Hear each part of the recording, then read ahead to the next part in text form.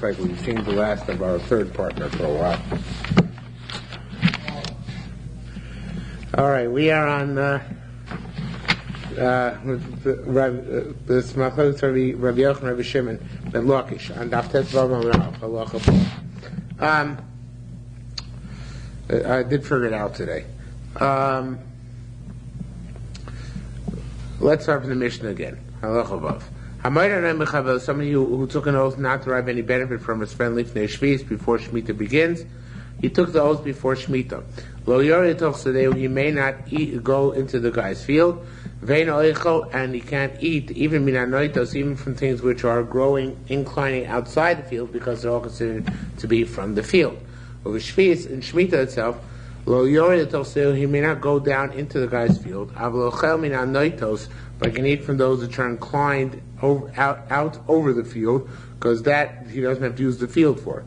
If he took an oath not to eat from him, now that means he's allowed to derive benefit from his field. He's just not allowed to eat from his stuff. So he took that oath, lifnei shvis, yorei l'toch sadeh, and go down to his field. Ve'eno ochel min haperos, he can't eat from the fruit, obviously, because that's a machol.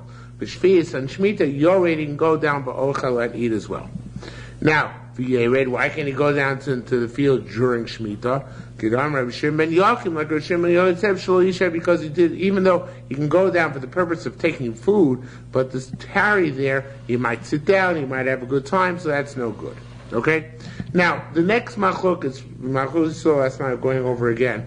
The next machlok is here in Rabbi Yochanan, Rabbi Shimon Lakish, is actually unique, Yerushalmi exclusive. The Bavli has another machlokas which discusses when the person who owns the field took a neder barring access to this individual. The Yerushalmi saw about a case where the person, the outside person, is taking the neder. That makes a big difference. The machlokas in the Bavli, machlokas from Shul, Rabbi Yochanan, and Reish Lakish will crop up indirectly later on. But that's not the machlokas here between Rabbi Yochanan and Reish Lakish. Machlokas here between Rabbi Yochanan and Reish Lakish is not like the Bavlis where the person who owns the field took the neder, but rather where the person who wants access to the field took the neder. And that's more symmetrical with the Mishnah. Right, it's more symmetrical with the Mishnah. Right. The Bavli's case is a separate case. Okay, so anyway, Rabbi Yochanan Pasam Masis, Rabbi Yochanan learned the Mishnah as follows. Hamudar no michavero, somebody who took an oath not to derive benefit from his friend, leave Shvis before Shemitah, any other today, we can't go down to his field, he can't eat which from those which are inclined out over the field. And during Shemitah, he can't go down into the field, but, however, he can eat from the fruit, if the fruit grows outside, if it's somebody else harvested, he can eat the fruit because the fruit is not rusted to him. If he took the neder during Shemitah, so then Yered V'ochel, he could even enter and eat, and it seems like it's like a neder, as we mentioned, it's like a neder shaboto mitzvah boto kulo, something to that effect. Since the neder doesn't take effect vis-a-vis the payros, it also doesn't take effect vis-a-vis the access. Okay? Now that's Rabbi Yochanan. Shimon Lakish Patam Masir, Shimon Lakish says, learned the Mishnah, somebody took the oath from his friend to refrain from the right benefit from his friend before Shemitah, lo yor l'toch sadeu, he can't go down into the field, and here's the critical point. Ve'eno echel min haperos, he can't eat from the fruit even during Shemitah. That's an argument with Rabbi Yochanan in the Pshat in the Mishnah. Rabbi Yochanan holds that during Shemitah you can eat the fruit, because the fruit doesn't belong to the Baal HaSodeh. Reish Lakish holds you can't eat the fruit, even during Shemitah. The fruit doesn't belong to him anymore. So the Gemara is going to explain that in a minute. If he took neder during Shemitah, so Reish Lakish doesn't hold of this neder shabato mitzvah bato kulo business. He holds lo yoreh toch sadeu. It's two components in the neder. To go into the field, he can't do avochem peros, all he can do is eat the fruit. Okay. Now, nadi mimenu machol lifnei shvis. The Reish Lakish continues, if you took a neder on food only before Shemitah, you can go down you can go down to the field, and you can't eat from the fruit again, even during Shemitah. You can't eat the fruit during Shemitah. Again, the question is, the fruit belongs to Hefker, right? So why can he eat the fruit? So if he took the neder during Shemitah, then even Rish Lakish concedes it doesn't pertain to the food. Now, what's Rish Lakish's svara? Besides Rabbi Shimon Lakish's svara is going like Rabbi Yossi. We haven't seen Rabbi Yossi yet, but he'll be figure prominently in this evening session. Rabbi Yossi holds, the Rabbi Yossi might kadam nidro lefkero. If I make something neder and then I'm mafkir it, let's say I say you are not allowed to have any benefit from my gemara, and then I make the gemara hefker. You still can't derive benefit from my gemara because my neder attaches to the chefza. It remains usher for you even after I'm mafkir it. Okay, it's a fascinating thing. I don't think the Babli holds this way. I think the Babli does not hold it. That's the pshat in Rabbi Yossi. We'll come to that in a few minutes. But this concept is, I attach an isser to my object, it remains usher even after I mafkir it. So therefore, the same thing Rabbi Yishlagish holds about Shemitah. Since I ushered the fruit of my field upon you while they were still mine, even though Kodesh Baruch Hu came and said, well, it's hefker. Doesn't matter, the isser still remains. That's Rabbi Yossi, but that's as far. The side of Rishim Melakish, Rabbi Yossi Amar, Neshukadam Nidor Lef Kero, Ken Rishim Melakish Amar, Neshukadam Nidor Lef Kero. Same idea. Okay? So says Amar, the Velof Kero, the Nidor, and the Hefker didn't precede the Neder. Of course,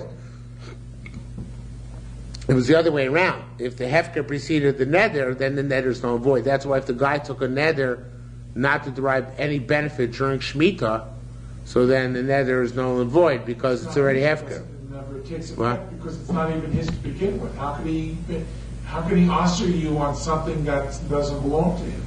Right, that's correct. Okay, that's absolutely true.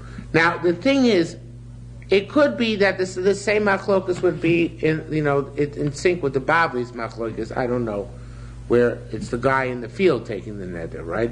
Because Pashtus is according to we could have the same machlokas, right? Because the neder might be able to take effect on the fruit, according to Rish Lakish, but it doesn't seem that way from the Babli. The Babli has Rabbi Yochanan and Rish Lakish both on the same page, so to speak.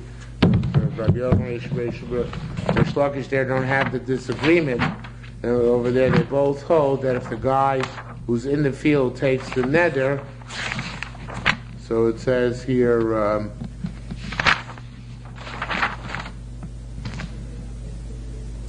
he can't go into the field before Shmiz. He gives Shmiz, he can be Eichlos Anoitos. So here Rish Lakish doesn't argue, right? Rish Lakish here in the Bavli holds that during Shemitah he can eat from the fruit of the field. So I don't know. I'm not sure. It seems to me, just thinking it over, that there is some machlokes between the Bavli and the Yerushalmi. Because I think Rish Lakish's shita should be the same, regardless of whoever took the neder. If the neder, which had devolves before Shemitah, takes effect, then it should take effect both whether the person outside the field took the neder or the person inside the field took the neder. Right? I assume. But the Bavli clearly has Rish Lakish agreeing that the neder only takes effect up till Shemitah, not after Shemitah begins. Okay? So in any event, so says Umar, Rabbi Yonah and Rabbi Bar Chib, Rabbi Yochanan said, Rabbi Yossi, what does Rabbi Yochanan know about this? Rabbi Yochanan argued Rabbi Yossi, that's true, but what does Rabbi Yochanan hold? Rabbi Yossi holds. So Rabbi Yochanan, however, says, Rabbi Yossi befker Torah shu mutter. That which a neder attaches, even after hefker, is where it's my private neder and my private hefker. So that neder continues through the hefker. But where the Torah was mafkirit, it no longer applies. And that makes sense because the day Rabbi Yossi is later going to learn the concept of hefker is still mine. It's still my property. It's just that I gave permission to other people to acquire it. I didn't give permission to acquire it. It's like Yeush, where I give up hope and other people come take it. Hefker Rabbi Yossi works similarly. But that's where I'm mafkir it. says Rabbi Yochanan. Where the Torah is mafkired me, the Torah took it away from me during Shemitah, then I don't have that right to apply that limitation. I can't say anybody can be Zochen except you. That's where it's at my discretion. But the Torah didn't give me that discretion during Shemitah. I was thinking it sounds a little bit like Reish Lakish holds like the Shita of the Uraim. The Uraim holds by Shemitah's Ksofim. By Shita's Ksofim, the Uraim holds, there's a halacha that Shemitah cancels loans. But the Uraim is the Shita's Yochid. He holds that Shemitah only cancels loans if I agree to cancel it. The Malva agrees to cancel. It's up to the Malva's discretion. He's supposed to. It's a mitzvah saseh on him to cancel loans. But if he's going to be a jerk, he doesn't want to cancel, Russia doesn't want to cancel, so he's got that right. So everybody else disagrees. But that's what he says. So I was thinking maybe, the Shemitah also, vis-a-vis here, maybe one consider Reish Lakish Shemitah is similar in that the Shemitah on fruits, and that's why you still retain, like Rabbi Yossi says, by regular hefker, you still retain some ownership beyond the hefker, at least to the extent you can forbid anybody else. So too Reish Lakish holds that you will still retain some ownership in the fruit beyond the hefker of Shemitah, so you can still answer this fellow. Once you raise it, to me, I always understood that the difference between hefker and Yerush is whether you retain rights.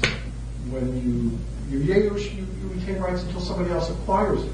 And versus hefker, you don't retain rights because that's supposed to be I thought it was a critical distinction. You're absolutely correct, except according to Rabbi Yossi. So according to Rabbi Yossi, why do you have two concepts of Yerush and hefker? Because hefker is by with your will, and Yerush is not. It's the same emotion or same mindset, but Yerush is by an Aveda, and hefker is by something which you want to discard. There's no such thing as hefker Meloni Das. Right, there's no sort of the... Right, but you're right, it's a technical distinction at that point, not a distinction in the abstract manner of how it works. Okay? Says more further. Somebody who's barred from providing hanoah to his friend, barred from getting hanoah from his friend. He barred himself. Lo yishalilenu, he cannot loan him something. Lo yishalimenu, nor may he borrow from him. Lo yavenu, he may not loan him money. Lo yavenu, nor may he borrow from him. V'lo yimkor, he cannot sell. V'lo yikam nor buy from him. We said before that if he sells to him at a loss and buys from him, also at a loss, then that's okay. But it has to. Generally speaking, regular commerce is prohibited. This is a weird case.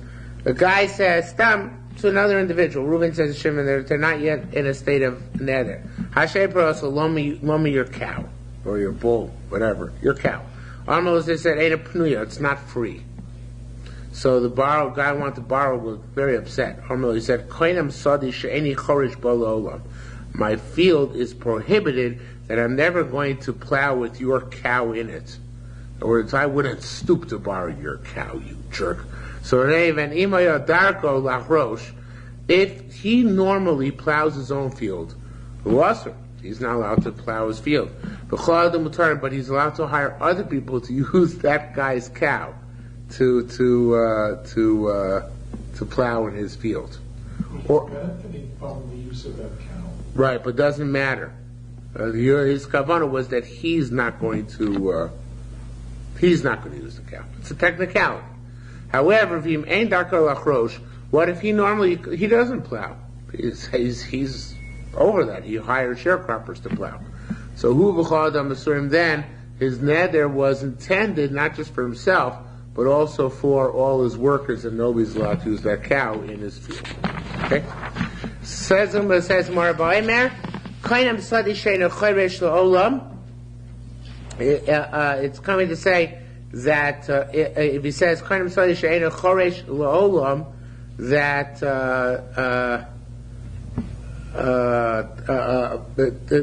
I'm not going to plow forever, so how come other people are forbidden in the Seifa? So we say it's talking about He didn't say me, but rather my field. And therefore it depends who normally plows his field. In other words, if he's the one who normally plows his field, then the other people can't do it. If he's not the other one normally plows his field, then other people may not do it. So again, the emphasis is because he didn't say Eini, which would be personal, but rather Sadi, my field, and that's why it depends on what the normal derech is, how we interpret his mindset. Okay? Somebody who bars himself from receiving an offer from his friend, the friend has nothing to eat. So I can't provide you with food because you forswore all hana for me, or I forswore giving you all hana, same idea. And you go to a storekeeper. You say, each pliny, many hanoya. And you say, Ruvain, you can't get benefit from me. And I don't know what to do. So who knows, say lo, so the storekeeper hears this, he gives supplies to the destitute individual, and the storekeeper can then get the reimbursed from the person who made the statement. Why is that okay? So it says Yerushalmi, I never understood this before. I don't think this is in the Bavli. The Bavli doesn't really give the reason for it, but here the reason given is a very logical reason. It says that it's the storekeeper cannot take the person to court on the basis of a statement, because he just made a vague statement. Oh, Yankel doesn't have anything to eat. I don't know what to do. He might have winked, and made a gesture which indicated, I'll pay, but it's not, enforceable in court. It's not enforceable in court. There's no direct link.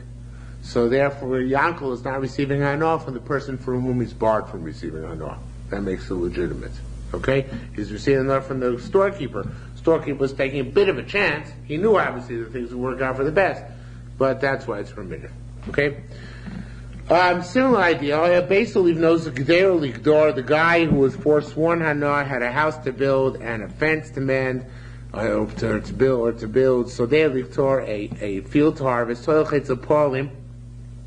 So the other guy goes to workers' farm and says, "Ish planning muidir many anoya."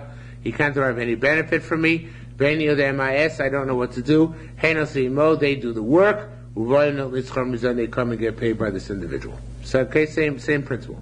Maudiyemar, can a guy say, can he go so far as to say the following, which is even higher, ratcheting up the statement. He says, Man diya oved lo mafsid. Anybody who goes and does work for that individual, he won't lose. So obviously that's a much more direct statement, right? It's not a guarantee. It seems not to be a guarantee, but a direct guarantee, but it's still, I think it is enforceable in court. It's the same language that when there's a fire on Shabbos and you tell a guy. You cheated. You looked ahead in the Gemara. But it's the same. It's exactly the same Gemara we had in Shabbos right now. The Gemara on the next mission is precisely the same Yerushalmi we had in Shabbos on the topic. Very good.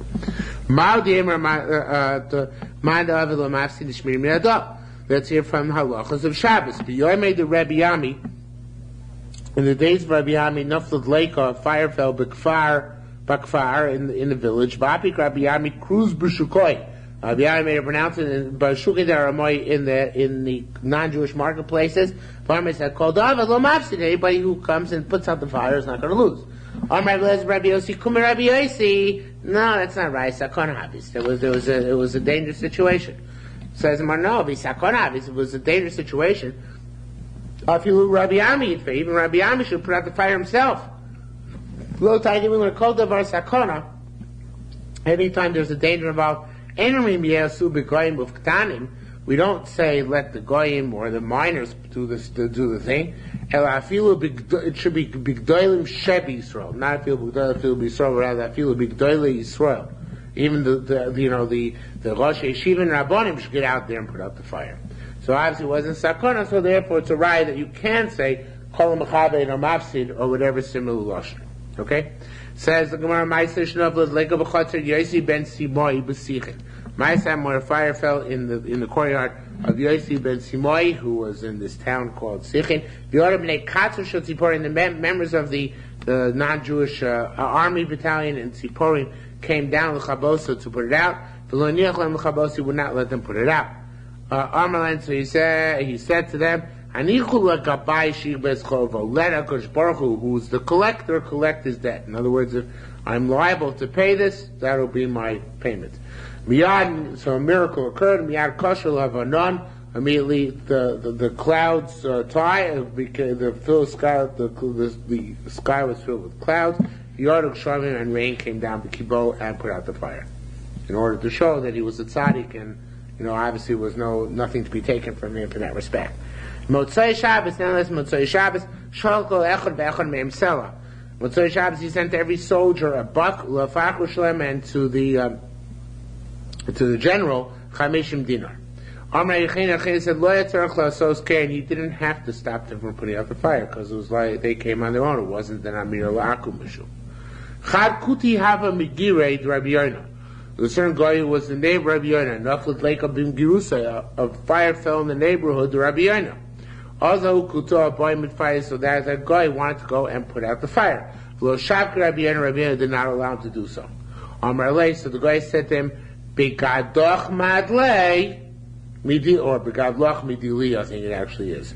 All of my property is contingent on your God. Your God means your mazel. Okay? So God in Hebrew means, is one of the terms for mazel. So he says, basically, if the fire doesn't go, if fire damages my property because you didn't let me put it out, you will have to pay me.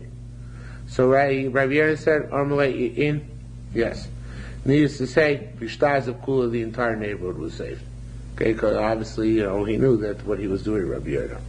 Rabbi Yonah, the Kfar Imei, Paras Gulsa Gdisha, and finally one of these classic Yerushalmi stories. Rabbi Yonah, the Kfar Imei's Paras Gulsa Gdisha used to spread his cloak on the cut grain, Venura Arkas Minei, and the fire would run away from the coat. Okay, so the Amoraim, they were pretty holy guys, so therefore they knew how to control fire with methods other than the ones we would use nowadays. Alright? Halacha Yud. Very, very, very important Mishnah. Fundamental, one of the fundamental Mishnahs in Shas. Hayu ma'achim b'derech, where they're walking down the road, ve'ein lo ma'yochel, he doesn't have what to eat. And this is the guy again who's Mudar Hanoah. And there's no storekeeper around.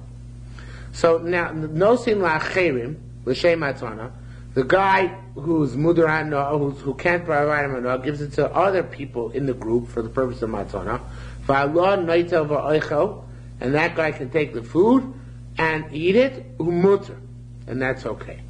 Right? Now, that's Yerushalmi's girsa. The Bavli is a different girsa in this ratio, and it's going to make a big difference. The Bavli's girsa is not noisin lacher, but noisin le'echad, to one.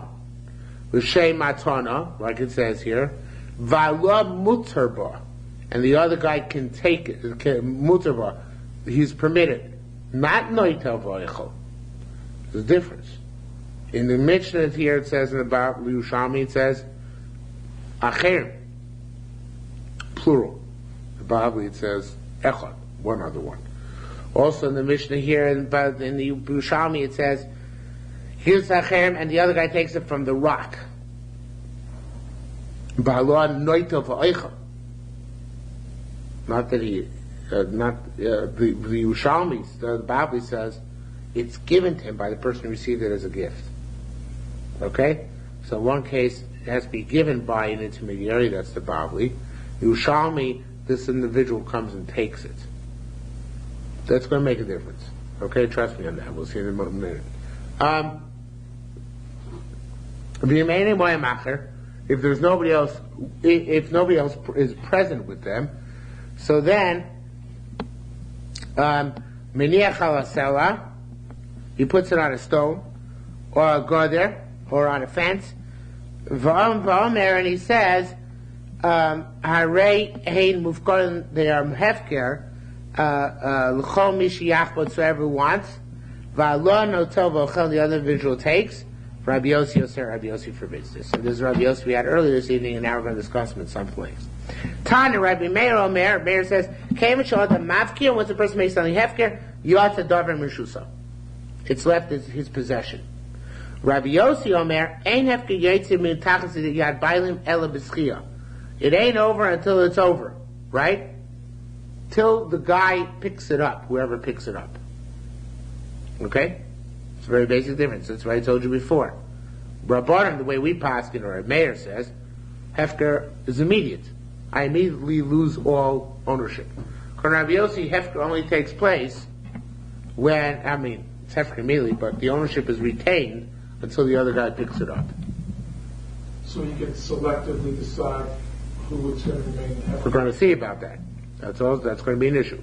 Rabbi Yirmiyah, Rabbi Bar Achia Tavein Ormin, they both said, Rabbi Yochanan b'shem Rabbi Yana, Rabbi Yochanan named Rabbi Yana, Divi Rabbi Yossi, now according to this, in the Reish of our Mishnah, Divi Rabbi Yossi, b'noisei matona lasor of his echad mehem.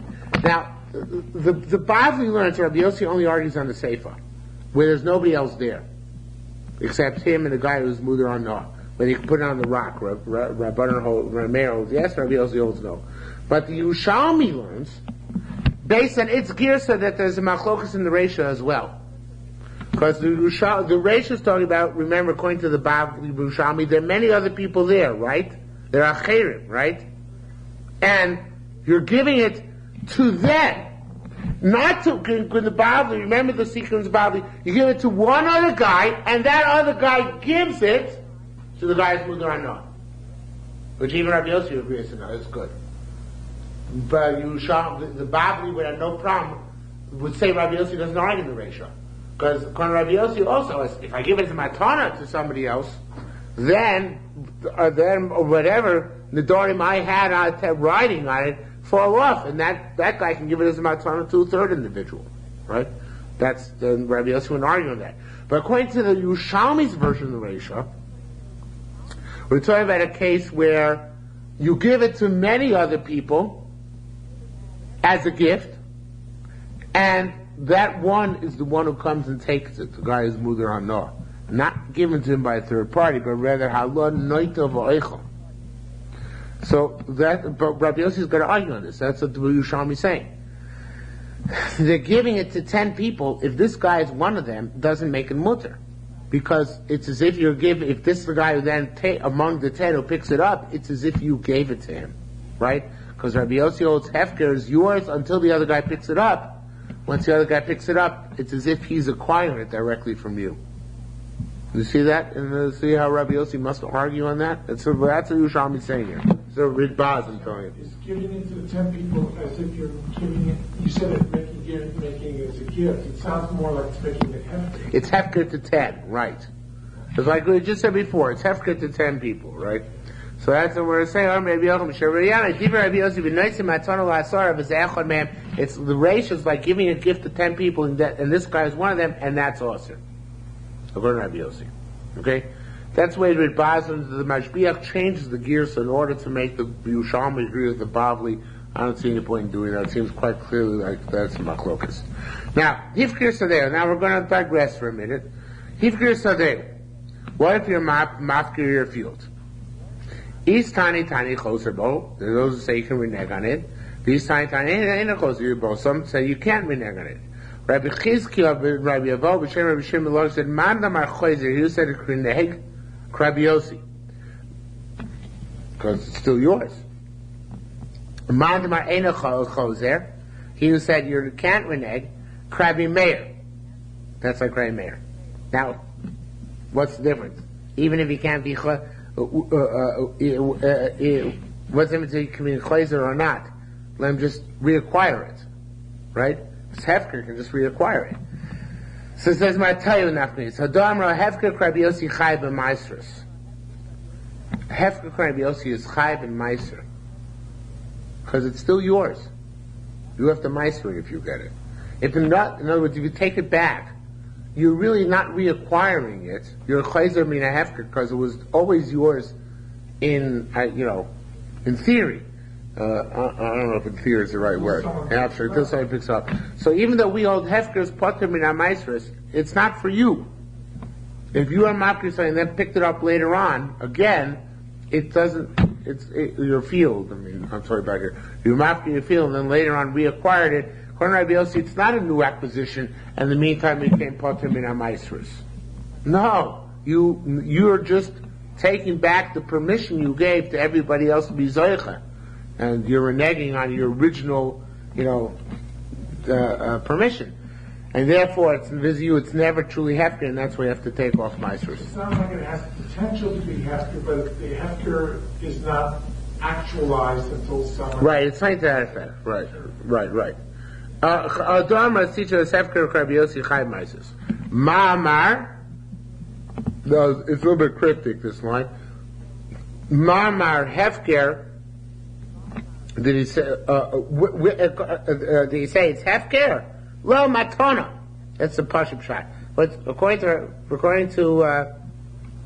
Rabbi Yossi, hefker is not really hefker. It's like a matona. That's in fact the Lashon of the Bavli. Lashon Bavli is Kasav Rabbi Yossi hefker kematona. In other words, it ain't the other guy. It's like a gift.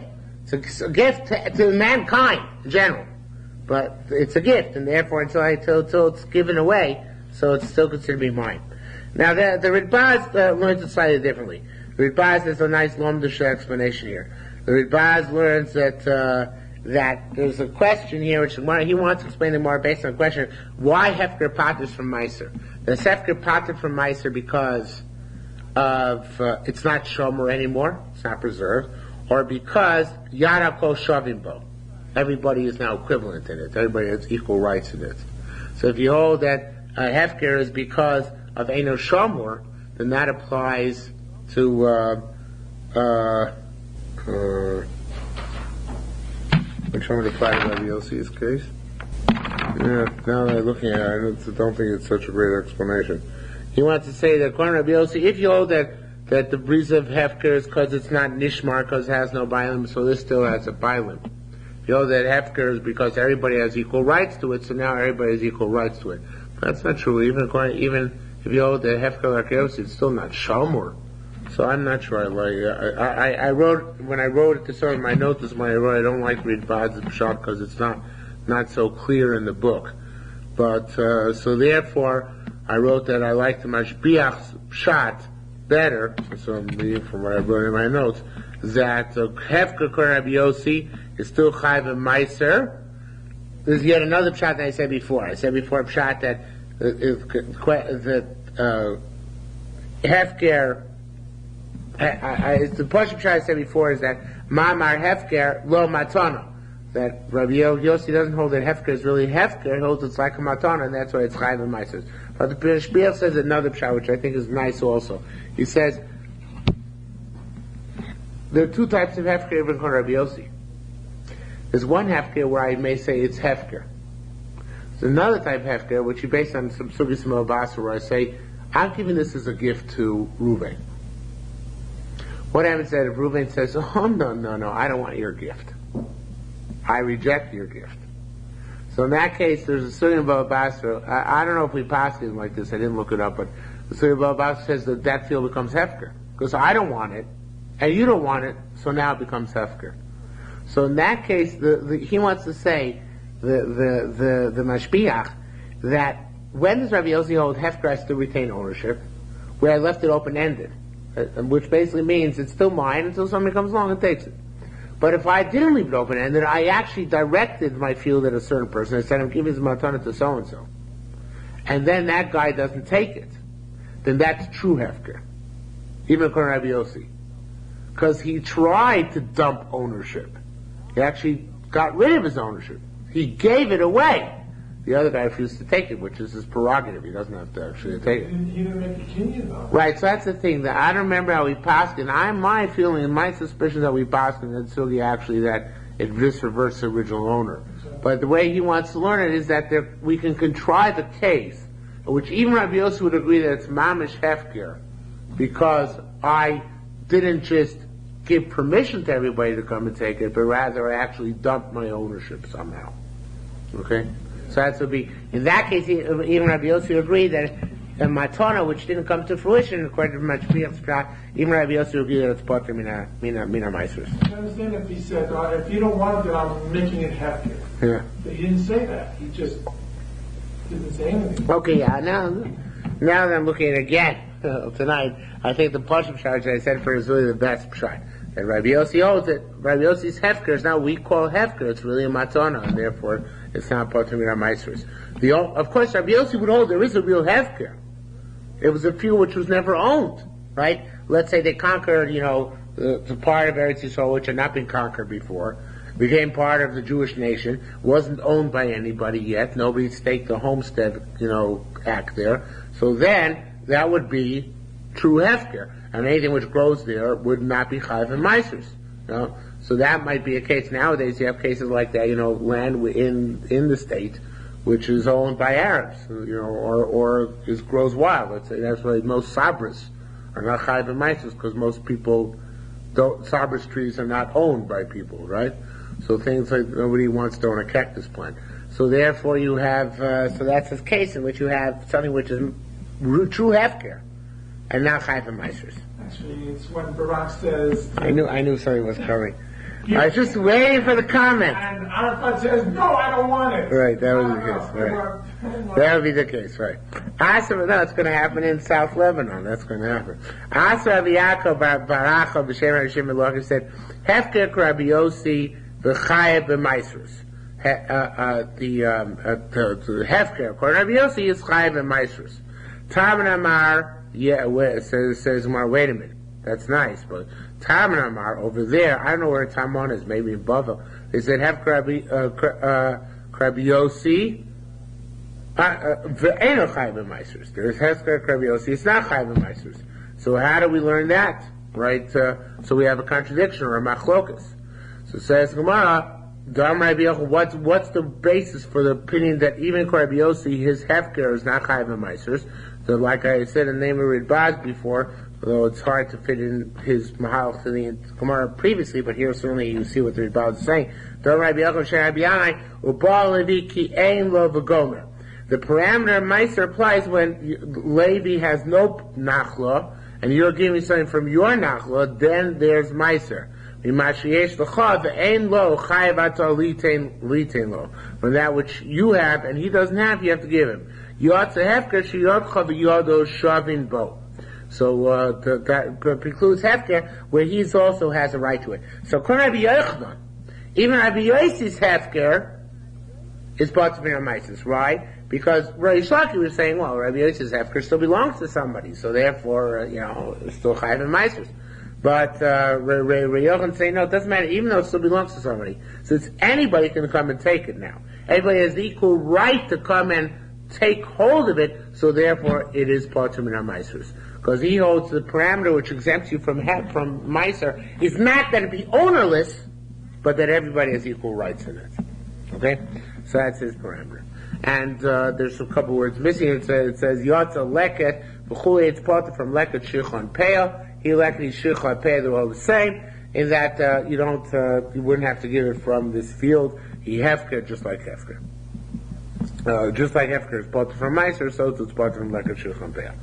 Now, Akidun, it's a very interesting question we're going to talk about here, which is not in the, it's not in the Bavli at all, this question here, but there is a similar issue in the, oh no, here it is, I'm sorry, I thought it was an issue in Bava Basra, but here it's also here, it is in the Bavli here.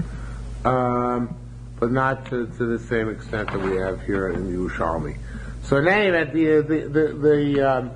the Gemara says here,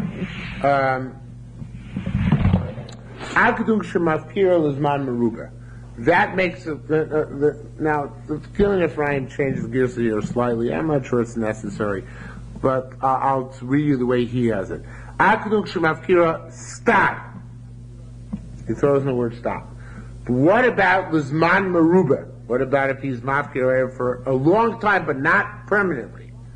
Or, and you can take out the next words, afilu ifkira, or what about Lizman Mud? He does a short time, like a week or a day. Is that called hefker? Okay, is there such a concept of hefker in that case? Okay? Now,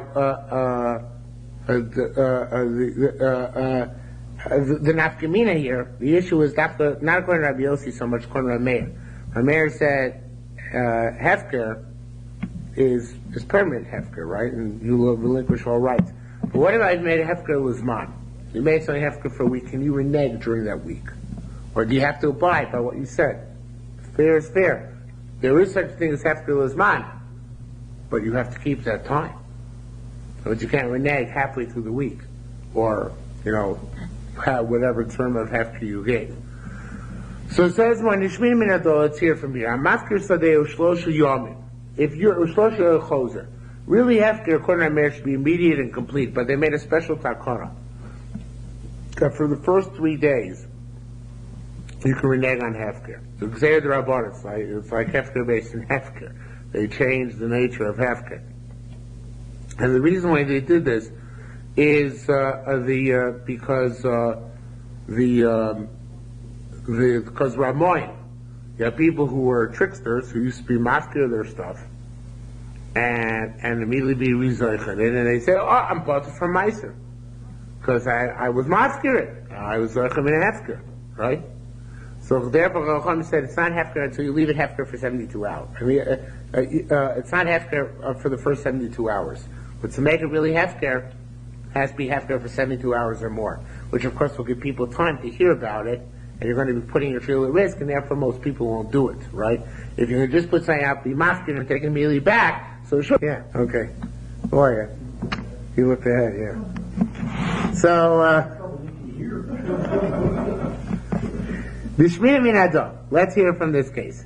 Hamafkir Seir Shlosh Yom Chozer. Rabbi Zira says, Lo Amar Ela Shloisha. Now, the Rabbi Zira asking this question. Sounds like only within 3 days you can renege. Or Achar Shloisha Ena Chozer Bo. Is it after 3 days, can you renege or not? Right? In other words, we see during 3 days you can renege, that's fine. But I want to know about after 3 days. Let's say you made something after for a week. Right? Not permanently. When you make something permanently after, you can only choizer the first 3 days. Afterwards, you can't be choizer. And also, the first 3 days, takana d'Rabbanan. But what about when you made something hefker for a week? You renege after the first 3 days. So it says, "My time, Rabbi Shimon Dayan, Rabbi Shimon Dayan said, Rabbi Zera feel after shlosh yom lechoizer bo. Even after 3 days, you can renege. Yes.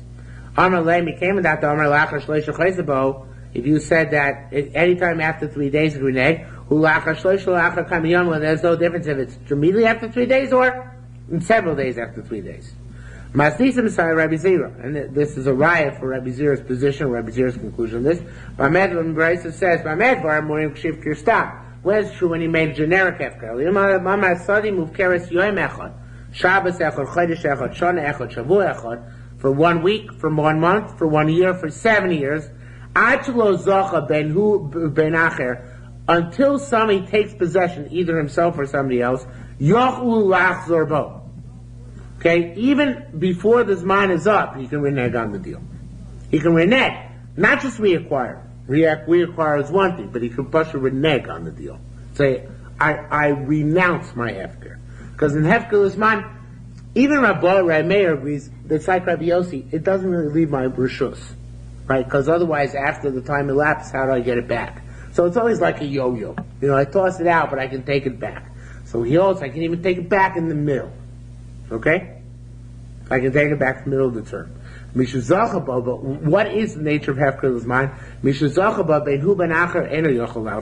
If somebody comes and takes possession of it, whether it's me, but usually it's going to be somebody else, then I can't renege anymore.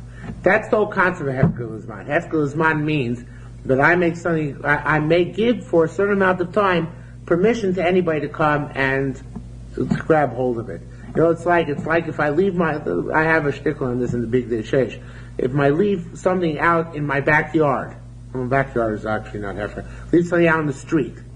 So you can call that like hefker l'zman, because for the time it's on the street, I didn't relinquish ownership. But I realized that I run the risk of somebody else taking hold of it. And I'm willing to run that risk for whatever reason, I'm willing to run it. But in any event, that's the idea of hefker l'zman. But just so I can take it back any time I want. That's what I want to say. Okay? If I didn't take it back, somebody else came and took it for foul. But I can take it back. Okay? Now this teaches us several things. Who's my merubah, who's my mu'at? There's no time limit. But whatever time made hefker for, I can always renege in the middle. and this tells us that we're not choishish faroma. If you made it hefker for 3 days, and then we next sometime afterwards, you top it apart from meiser. We're not choishish that you're trying to rip off meiser. We let it go through. Okay? Hadam Rasha Adam Mafkir b'choizer v'zoicher. And that tells the person to be mafkir and take it back anyway. And why is that a problem? The Gemara actually doesn't say, it's partially recorded, right? Of course, if anybody can take it, you can take it too. But the truth is, we say several places in Shas, and I forget where offhand, I'm blanking on this, but Hefker's mitam neder. Hefker works like a neder, because it really is. Especially according to Rabbi Yossi, and especially according to Rabbi Meir and Hefker Luzman, it's like an obligation upon myself to allow other people to take it. So I might think for me to take it back contradicts my neder. Because my neder was to make it, available to other people. And here, if I take it back, I'm transgressing the neder. That's what they want to tell us. That a person is allowed to take it back himself. Okay? It's not contradicting the neder. Harder Pasha Shiloh, the Shailos, Rabbi Zira. Of course, this resolves the issue. Zirmar Uzman Muat, Uzman Merubah, it makes no difference, it's a short time, a long time. Okay, now going back to the Mishnah. The Mishnah said about law noitavaychol, in the Seifa, it said the other guy can take the food and eat it. Rabbi Yossi Osir. Rabbi Yossi asks, it's my time, Rabbi Yossi, what's the logic, Rabbi Yossi? Mivnei says, like we said before, earlier this evening, Mivnei Yisha Kodam Hefgero, Konedru Hefgero. And therefore the neder outlasts the Hefker. Hefgero and Nedru lo. But if the hefker preceded the neder, then tak would be okay, because obviously the neder. So what the question is, it's not obvious. Sorry, I almost misspoke. Bon come Rabbi Yossi. They asked in front of Rabbi Yossi. I don't know if I don't think it's Rabbi Yossi the Tana. I think it must be Rabbi Yossi the Amor. They asked. Nesha kadam nidru lefkero. Ma ben kodem efkero nedru. Ma ben kodem efkero nedru, or in kodem nidru lefkero. What difference does it make? Kodem Rabbi Yossi, even a neder after hefker should take effect, because Rabbi Yossi holds even after hefker it's still yours. So why do you say that if the neder, like we said earlier, it's only a problem if the neder precedes the hefker, should also be a problem if the hefker precedes the neder, right? Because according to Rabbi Yossi, even after the hefker, it's still yours. So just like the logic, if the neder precedes the hefker, it continues past hefker because it's still yours, and therefore the neder still attaches the object. It should be the opposite too. If the hefker precedes the neder should take effect on the object. So says Gemara, you know why? Our Maloney's, Rabbi Yossi said to us, theoretically you're right in the lumdus, but we have to look at his kavana. When a person takes a neder, he doesn't have in mind to make the neder take effect on that which has already been mafkir. So if the hefker object is sitting in the corner or out in the street, it's still technically his, but he doesn't have his mind in das b'nei adam. He already doesn't have das to make the neder pertain to that object. So theoretically he could, if he wanted to, according to Rabbi Yossi, because Rabbi Yossi hefker hasn't left the Yerushalmi. But lamaisa, that's not what he has in mind. Okay. Rabbi Yehuda said, actually, now, the next Gemara is very messed up, according to Gillian Ephraim. Now, everybody else goes crazy with Yerushalmi. Gillian Ephraim just cuts and pastes the entire page. It's a mess. But Gillian Ephraim at least doesn't change almost any Yerushalmi. So the first we have to go down here. Keep one finger over here by Rabbi Yehuda. Okay? Now go down to the next, what should be here first is the line, 4 lines below this, where it says Rabbi Yehuda again. You see that? Rabbi Yehuda, Rabbi Abba, Rabbi Chia, B'Shem Yotzorek said, they said it should say Rabbi Yehuda, Rabbi Abba, Rabbi Chia, B'Shem Yotzorek, and Rabbi Meir Megensi. It should say, HaMafkir Soda L'Asora B'nei Adam Ein Choyser Bo. If you're mafkir your field to 10 people, Ein Choyser Bo. Now the Gemara understands that to mean that hefker must take place in front of 10 people.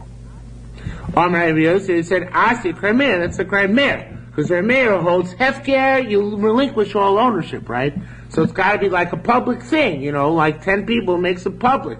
So it's got to be in public. It's got to be like, that's like Rabbi Meir. Now, go back to where you have your finger before. Rabbi Yehuda said, Hachin kasha kadamoy. I asked this in front of Rabbi Shimon Yotzorek. Hay hefker yachid lo. What, you can't make hefker one-on-one? You can't make hefker on yourself? Well, that's what we do with our chometz and our Pesach, right? We're mafker the chometz, ourselves. You can't make hefker on yourself?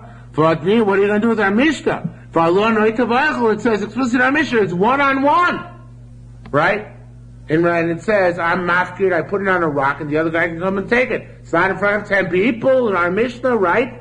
It's just these two people walking down the road. Right? The Mudir and the Madir. So how can you say you need 10 people? Now keep one finger over here, and go down to the, it says the second to last line. You see, al da'at. So it says, well, al da'at makshir Rabbi Meir. Instead of asking question Rabbi Meir, you can, kashisa Rabbi Yossi. Ask question Rabbi Yossi as well. What's the question on Rabbi Yossi? The question Rabbi Yossi is that it seems, although it's not clear to me where the Gemara got this, except the Gemara is going to say later on.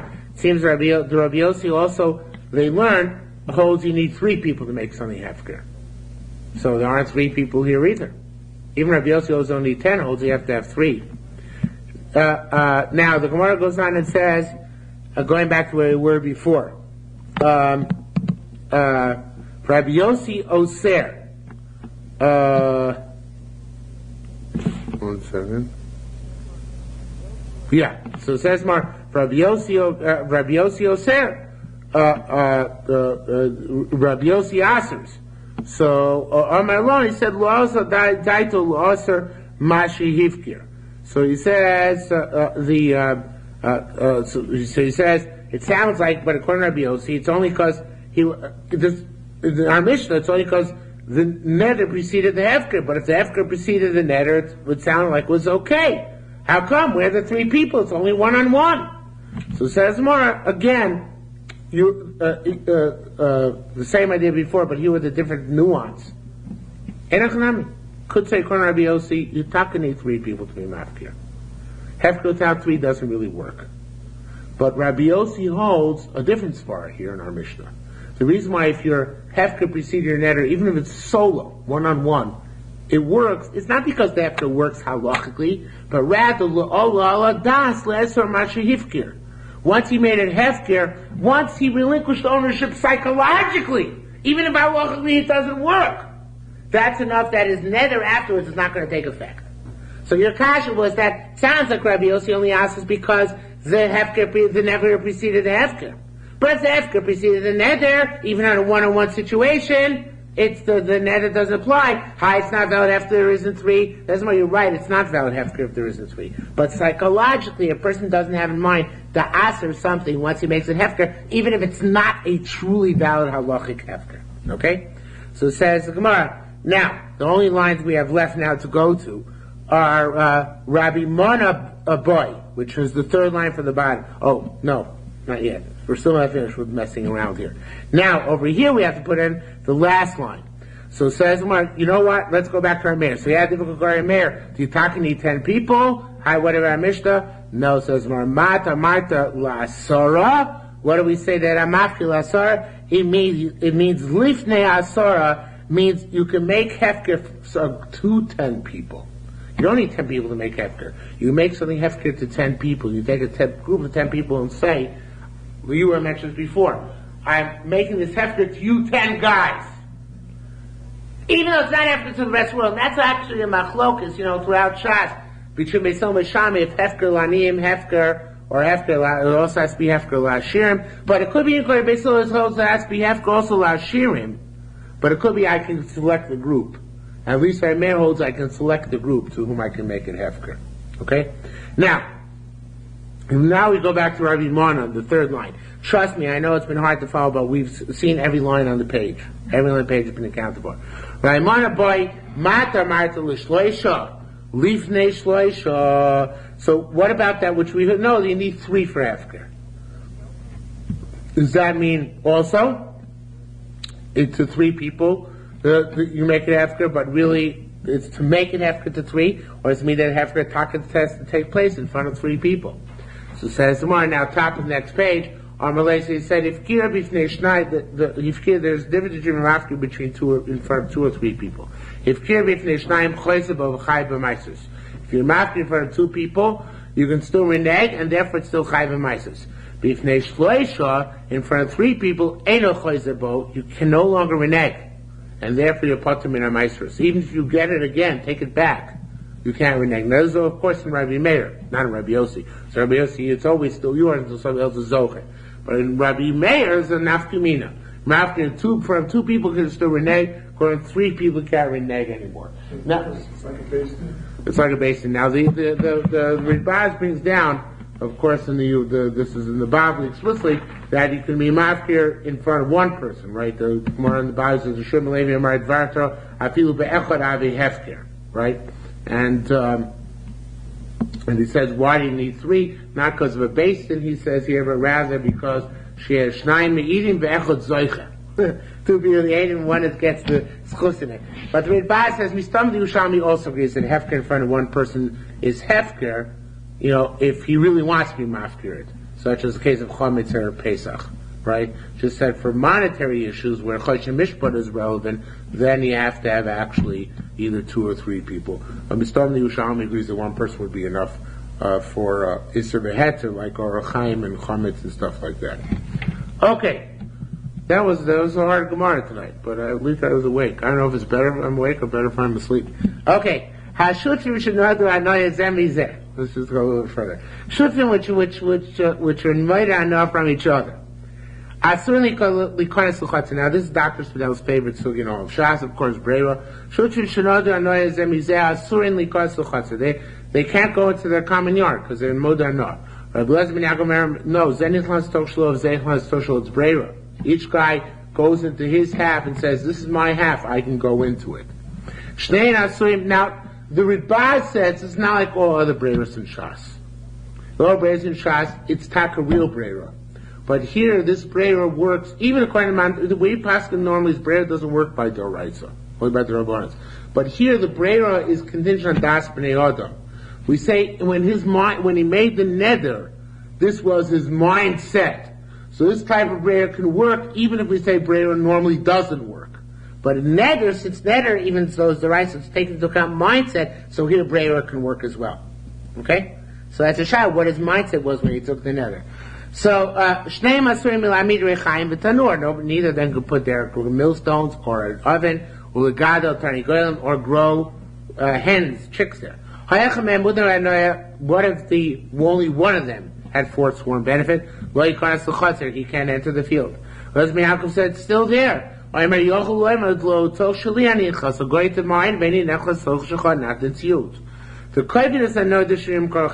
sell, however, in the long run, we force the guy who took the neder to sell out, because it's intolerable to go this way. Now here the Gemara, the Yerushalmi explains this explicitly, I don't know the Bible doesn't say this.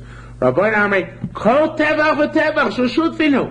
Every Tevach belongs to Shudvin together. Every molecule is B'Shudvus. So neither of them are allowed in. Rabbi Elazar ben Yaakov Omer, Zenich Las Toch Shalo, Zenich Las Toch Shalo. No, each one of us gets to choose our part. But, Im Hoisa Chotzer Chaluka Psipas. What if you divide it even after the neder with a fence? After Rabbanan Moedi, even Rabbanan concede. Because at that point the molecules are rent asunder. Okay, we'll stop here for tonight. So continues, we'll go on with this.